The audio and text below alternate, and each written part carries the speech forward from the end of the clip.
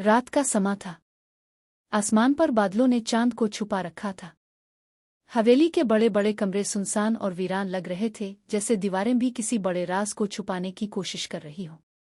ऐसे में मुनुत के दिल में एक ही सवाल गूंज रहा था, क्या मैं अनुराधे को इंसाफ दिला पाऊंगी?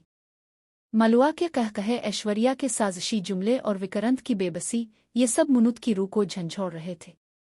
कुछ दिन पहले तक सबको यही लगता था कि अनुराधे मुजरिम है, इसने मलुआ का अगवा करवाया है।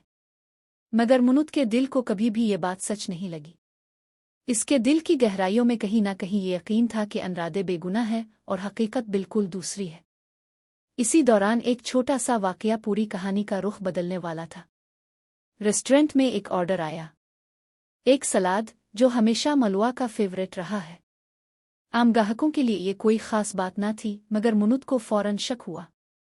मलुआ तो कह रही है कि वो किडनैप हो चुकी है, फिर वो कैसे अपने पसंदीदा सलाद का ऑर्डर दे रही है? मुनुत के दिल में तूफान सा उठा। इसने इस ऑर्डर का पीछा करने का फैसला किया। डिलीवरी बॉय के पीछे पीछे वो अंधेरी गलियों से गुजरती रही और आखिरकार एक पुरानी कोठी के सामने जा पहुंची। कोठी के दरवाजे पर हल्की रोशनी झलक रही थी। मुनुत ने सांस रोका और खिड़की से अंदर झांका। जो मंजर इसने देखा वो इसके रूंगटे खड़े कर गया। अंदर मलुआ बिल्कुल सलामत मज़े से बैठी अपने सलाद का इंतजार कर रही थी। इसके पास ही ऐश्वर्या बैठी थी, जो बार बार कह रही थी, बेटा फिक्र ना कर, ये ड्रामा ज्यादा देर नहीं चलेगा। अनुराधे की जिंदगी बर्बाद होगी और हम जीत जाएंगे। मुनुत का दिल दहल गया, मगर इसने हिम्मत ना हारी।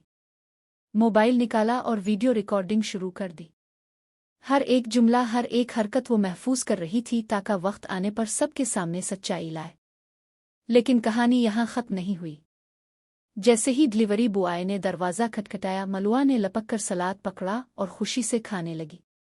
अचानक इसकी नज़र खिड़की के पार पड़ी। इसे यूं लगा जैसे कोई साया हल रहा हो। वो चौंक गई। कौन है वहां? इसने जोर से आवाज लगाई।